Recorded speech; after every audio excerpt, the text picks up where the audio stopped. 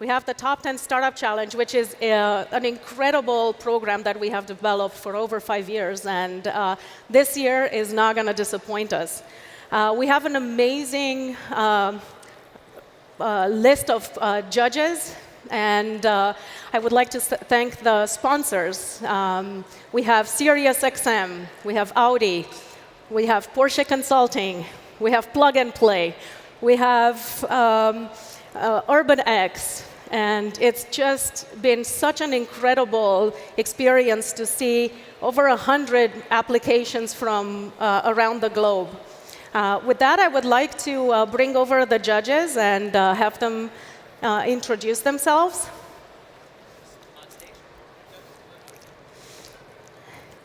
And after that, we'll bring over the top 3 startups: Carmera, Thor Trucks, and what 3 words?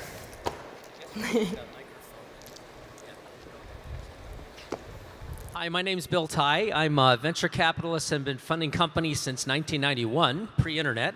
I've gone through a bunch of waves in technology, and I'm quite excited about this particular contest, which I've been part of for, I think, 4 years now, because it's obvious to everyone in this crowd, we're at the point where kind of tech and automobiles are intersecting for some really amazing stuff. So I'm excited to see what comes out of the contest. Hi, I'm Luke Schneider. I'm the CEO of Silvercar, which is a mobility and transportation platform recently purchased by Audi in 2017. I started my career 25 years ago as a powertrain engineer at Ford and have lived most of it at the intersection of transportation and technology. And that takes us all the way through car sharing, a little bit of ride sharing, and a whole lot of technology development. Super excited to see these startups, and I'm really interested to hear how they're going to respond to some of the questions in the panel today. Hi, I'm Mike Dozenbach. I'm the Director of Cloud and Connected Technologies for Mercedes-Benz Research and Development North America.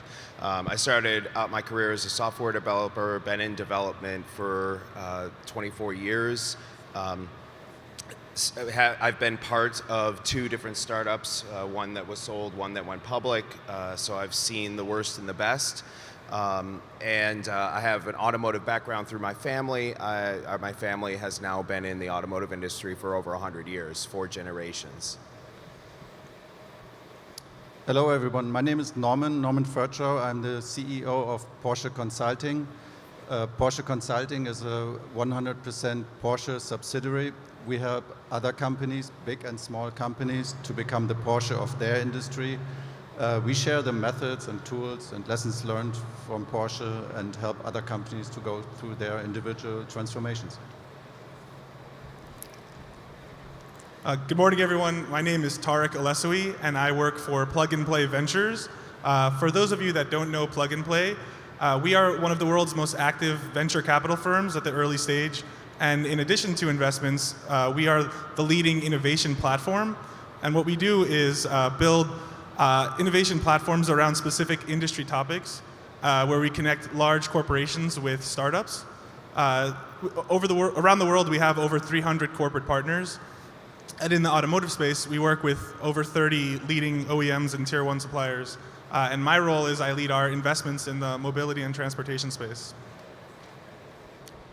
Hello, my name is Peter Pollard. I'm with SiriusXM, specifically the connected vehicle division. What some of you may not know is that in addition to being your favorite satellite radio services provider, we're also the world's largest telematics services provider / connected vehicle services provider in terms of the number of OEM brands that we serve. So it's in this search for delivering more services and more to our drivers that we're always keenly interested in looking at new companies, new technologies, and new ecosystem partners that we could work with.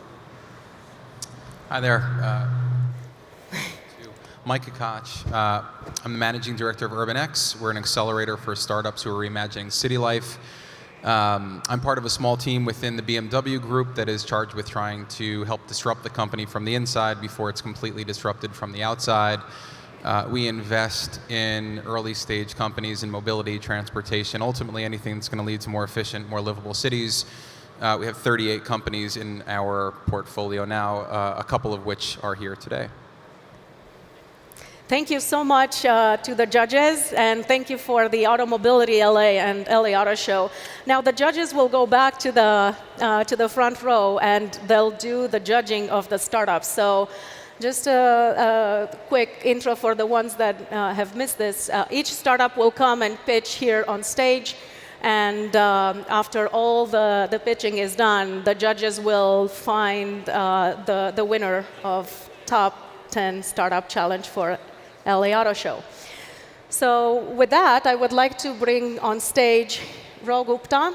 He's the founder and CEO of Carmera, one of the most amazing HD map companies out there. Ro?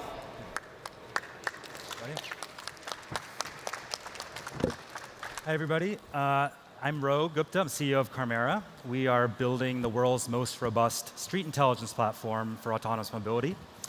We are headquartered in New York and Seattle, and our team's backgrounds include things like autonomous transit systems design from Princeton back in the 90s. That's me. Former CTO of 3D printing company MakerBot.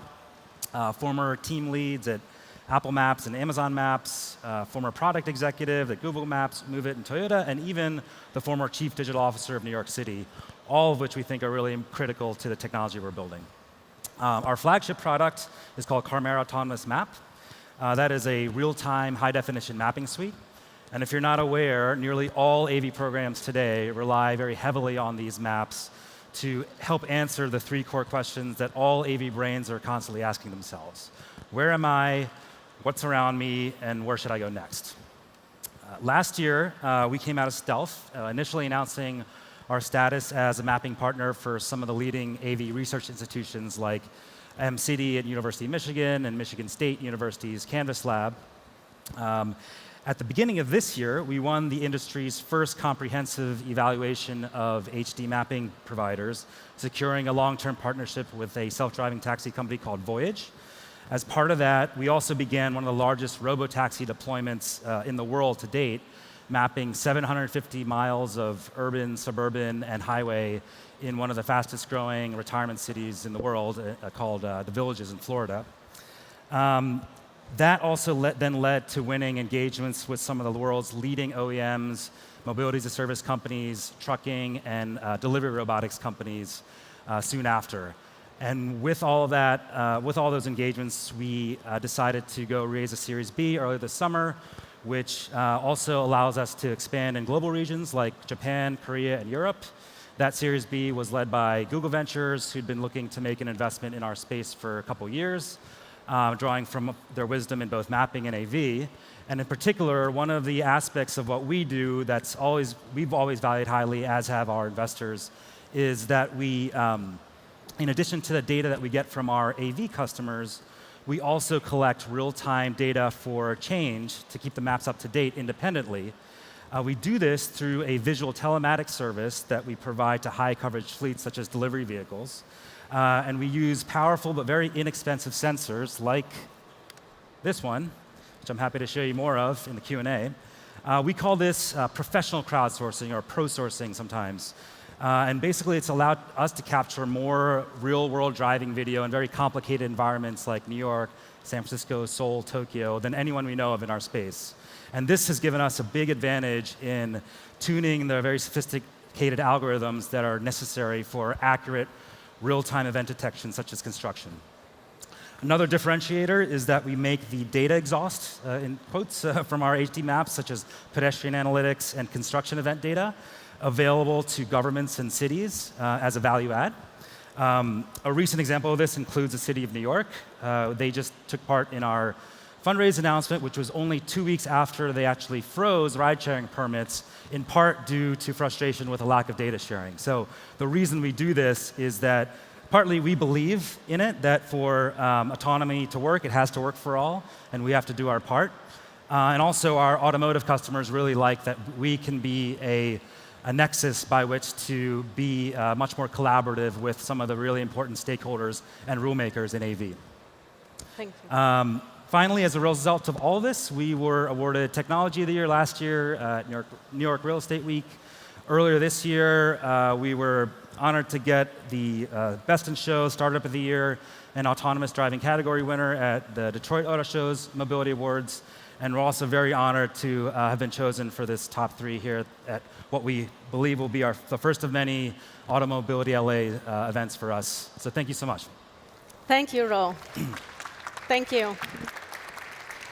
And next, I'd like to invite on stage Giordano with Thor Trucks. If you guys haven't seen this truck, it's just amazing, and I believe they're revolutionizing the transportation and distribution. Congratulations. Hi. Hi, everybody. Thank you for coming, and thank you to the judges for being here. I'm Giordano Sordoni, co-founder of Thor Trucks. We are the electric mobility company for fleet customers. While there's a ton of interesting technology out here at the show today and in the industry, a lot of great improvements in electric vehicles and autonomous vehicles, I'm here to tell you that none of it matters to our customers unless we can make it affordable and easy to adopt. So that's exactly what we are focused on at Thor. So we know how hard it is to run a fleet of diesel vehicles because we've done it before. Before starting this business, we were fleet operators. We had a few hundred trucks in Southern California doing materials hauling. And so we understand the challenges, both in fluctuating fuel costs, so you never know what your OpEx is going to be even a week from now, constant maintenance and downtime on your trucks, increasingly stringent compliance regulations, and unconnected, dumb hardware that's not ready for the electric and autonomous future. So what we did in response to those challenges that we experienced ourselves as fleet operators is built the first commercially viable electric truck platform. It is a medium and heavy-duty truck platform for kind of short-distance, medium-range applications that can save operators up to 50%. All right, hello. Save operators 50% in operational costs. There are also zero emissions, which allows our customers to leapfrog emissions regulations and make sure they're getting ahead in places like California and in other places that are getting ahead of emissions rules throughout the world. So it's important to note here, because this is something that makes us different from other electric trucking companies, is that we're laser focused on the applications where electric trucks make sense today. And what I mean by that is we're not looking at long-haul trucking, which other folks are excited about, and there's great implications for autonomous technology in that area. But we're laser focused on routes that are about 150 miles or less, routes that return to home base at night so they have a place to charge, routes that stop and start a lot, and are very predictable. Fleets like FedEx and UPS know exactly where their trucks are going, exactly how many miles they're doing in a day. This makes them great cases for electrification. In our company, from a technology perspective, we focus on 3 key areas. One is a patent-protected battery design, custom tailored for electric trucks. The second is a custom modular chassis platform that can scale across various trucking applications. And the third is the holistic bundled delivery model. So we're also making it easier for fleets to adopt electric trucks and getting involved with things like purchasing energy and charging for our fleets, not just handing them the keys and saying, good luck, go figure it out. As far as the stage of business goes, we have medium and heavy-duty pre-production models on the road now collecting data, and we are ramping production in Q1 of next year. So we're just ready to get going and start putting more of these vehicles on the road. Since our founding in 2016, we got our first prototype working in the first 7 months.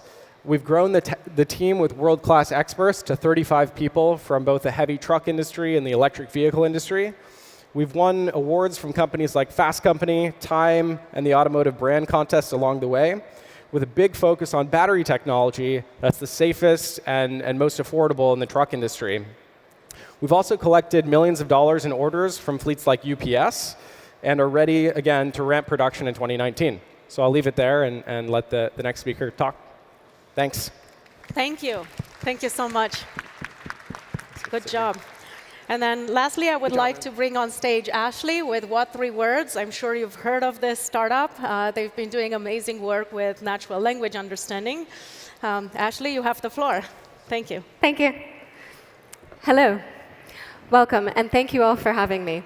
I'm Ashley Cashin from What 3 Words, which is the simplest way to talk about location. And the reason that What Three Words exists is because today's addressing systems simply aren't good enough. That's because addressing systems were created hundreds of years ago, in Paris actually, and it was created to deliver post through the mailbox. And perhaps the mailman knew where everyone lived. Well, that hasn't really kept up with today's needs. Today, you want to order a taxi in less than 5 minutes.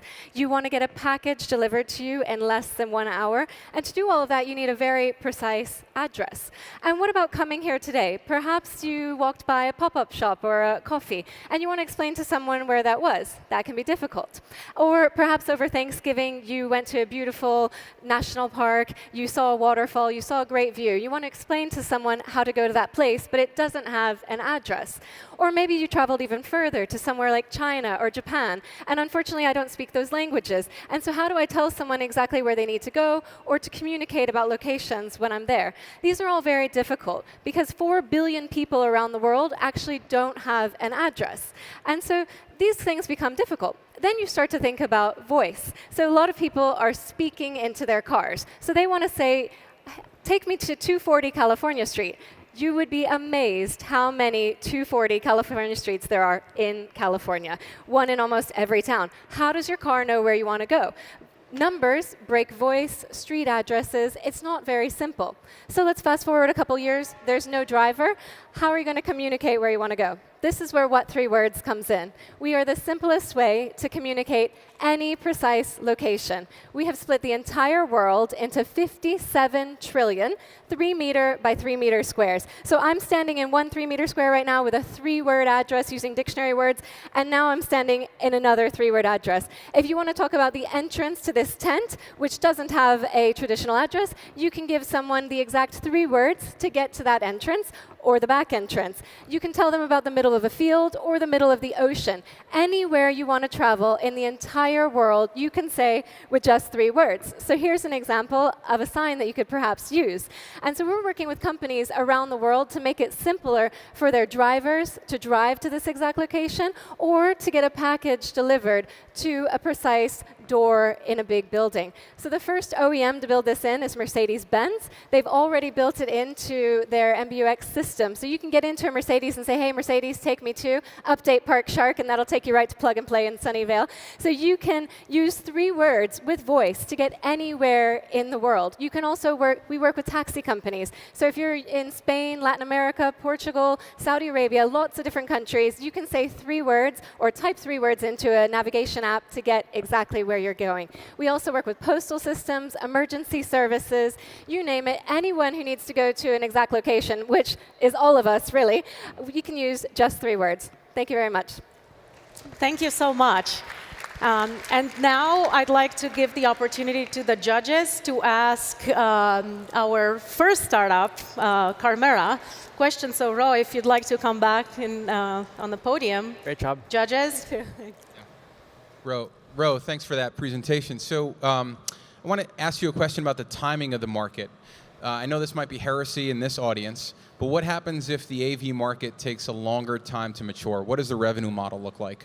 Yeah, it's a really good question. We think about that all the time. In fact, a little known fact is our initial plan when we first got started in 2015 and raised our first seed round was actually not necessarily to come out with a product for automotive, for AV, because we were nervous about exactly what you're asking about timing. What actually happened was when we came out of stealth, we realized there actually was a lot of pent-up demand, quite frankly, a lot of sort of broken promises in our space, and so we ended up focusing solely on AV. But within AV, there's sort of two answers to your question. Within AV, there's ways to diversify to manage market and technical risk. So for example, even if we don't have privately owned robot cars all over the place within a few years, there's other segments that we know and seeing right in front of our eyes are already taking a route. A good example is one of our customers who we can talk about publicly, customer like Voyage, who have been very smart in how they've managed their ODD, their operating domains. They have a business model in place. They target communities that are underserved but have really strong underlying economics, like retirement cities, and they are shipping. They are ready to go, and in fact, they're also ready to go deploy in other areas like that around the world. Same is true of other segments like trucking and last mile delivery, which we're also in. And so we think that's partly a hedge on your question. But then there's also uses of our data outside autonomy. So things like, for example, our construction event data. We are already working with a number of folks to package it so that it can be useful for a non-autonomous navigation and non-autonomous uses. Hi. Again, great presentation. Thank you. One thing I was curious about, could you give us a rough idea on the volume of data into and out of the vehicle per year that it takes to support your connectivity model? Can you sorry, just repeat the Data volume into and out of the vehicle, because your vehicles are connected. The they data report model, back. is that what you said? Yeah. How much data? Oh, how much data? Yeah. Oh, okay. So the answer to that is very customer dependent. So this will get a little bit into the technical weeds, but one of the keys to our success is we've been able to really manage to meet our customers where they are, because there are no standards in our industry yet, and there probably won't be for a while. So what that means is every customer is different. So we have some customers where they're just like, hey, we have trunks worth of storage, doesn't matter, load it up, and we're operating in a small domain, so they're less sensitive to that. We have others who are extremely sensitive to that, and in fact, we'll probably be making an announcement on one or two of those in the next couple months. But there, basically, the constraints we operate under are actually constraints that we're very familiar with as a company, because some of our employees, including our chief product officer, built global scale maps for companies like Apple and for Amazon, where you had to deal with the constraints of this, basically the compute constraints, the connectivity constraints. And so a lot of our own discipline is just assuming those same constraints of what a smartphone could use. And that's kind of how we think about, in terms of the over-the-air updates, what kind of payloads they need to be in. But the thing is, you also have to assume the worst. You also have to be able to allow your vehicles to operate even when there's no connectivity. So we have this saying where we assume the worst, we expect okay, which is basically status quo, and then we hope for the best, which might be 5G, might be DSRC, but you can't sort of depend on that. Thank you. Thank you, Ro. Giordano, back on the stage. Sure. For your questions. Let's simplify truck manufacturing for a moment into 4 aspects: brand, product, process, and people. I could ask you questions concerning all 4 aspects, but let's focus on processes. I can't quite hear you, I'm sorry. Closer. Okay. How about this? Yeah.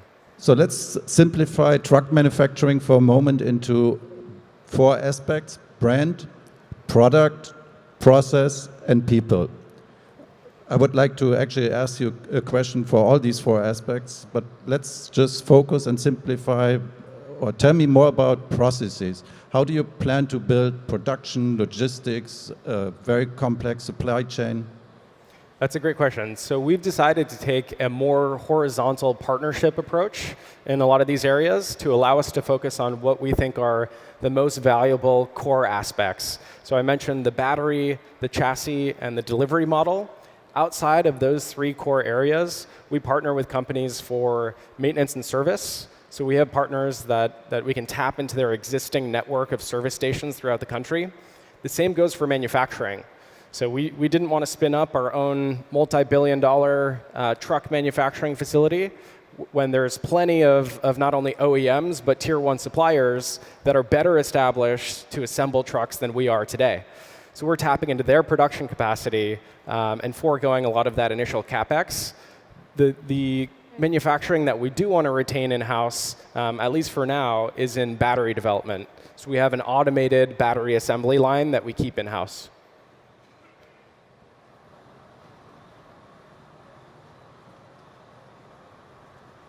I think that your use case, your application of short to medium range haul trucking is a great one. It's something that is really a perfect application for what you guys are doing.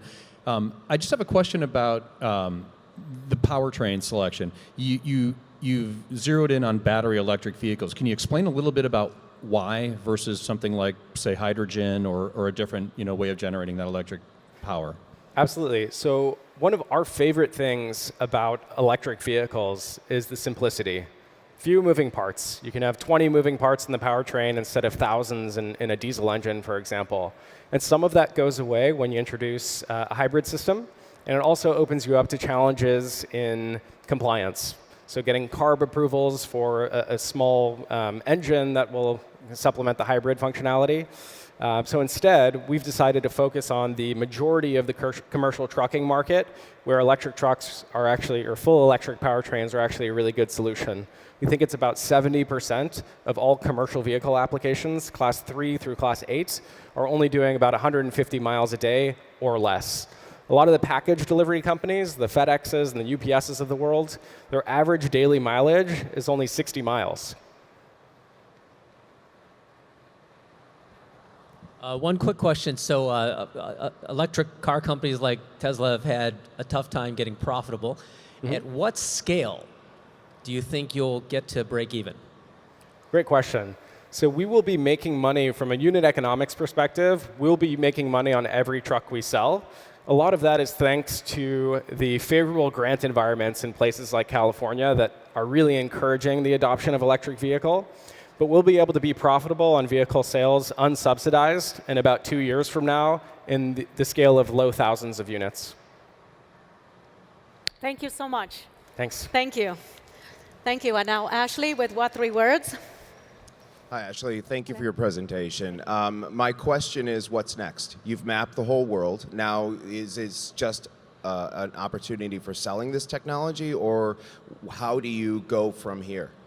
Thank you. Great question. So yes, the entire world is already addressed, all 57 trillion squares, in 26 languages. So we're adding additional languages. That's one place we're going next. Chinese will be launching soon. We already have Arabic, French, Spanish, Mongolian, you name it. Soon we'll have 5 Indian languages. So the next place is working with all of you, really. It's giving people the opportunity to put 3 words into their car so that they can speak or type 3 words in, also into e-commerce checkout pages. So when they're getting a delivery made, these trucks can drive to the exact door, saves them fuel, saves them time of going around. So it's really getting more and more people using it across the world. And we're also helping people in the parts of the world that have no address whatsoever.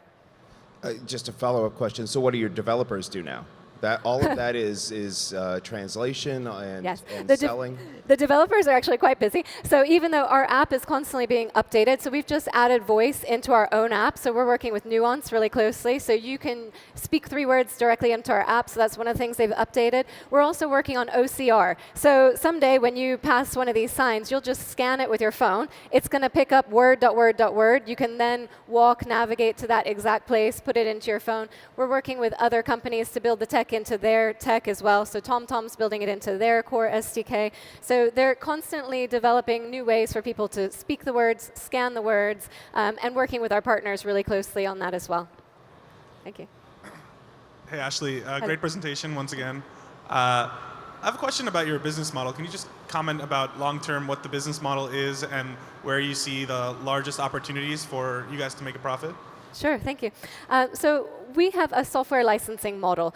We're licensing it to car companies, so there's a licensing fee per car to build it in. We work with taxis, navigation apps, and logistics companies on a volume basis, so that would be based on a geocode. So everything you're doing today, you put something into Google, somebody's paying for that geocode. So it's a similar system, and we really see the growth in working with all the car companies, but then working with logistics. So that's one place where millions of times per day, the USPS does 2 million package deliveries per day. So you think about FedEx, UPS, all of the different logistics providers using just 3 words to get to the exact location. The geocoding business is quite big. We see ourselves as being a small percentage of that. So people will continue to use traditional addresses, POIs, but then they'll also use 3-word addresses as well. So that's where we see the growth, is once mass adoption and people using it in all vehicles and delivery services.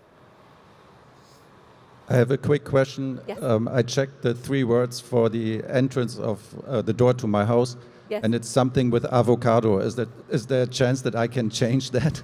Everyone loves avocados in California, don't they? But yes, so you cannot change. They're all pre-assigned. My parents don't like their address either. But the great thing is that I bet you have more than one. So especially in America, I used to live in London. We didn't have that many options at our flats. But you'll have a whole driveway, a mailbox, and so any of those addresses that would get a taxi to your house, a letter, or someone over for dinner will still work. So you can just choose a different address. So can you talk a little bit about the edge cases where you need that granularity either on a foot or even a smaller basis? So we're down to 3 meters by 3 meters. So it's a pretty small area. So if you're looking for a scooter or something like that, you're still going to see it in that 3-meter square.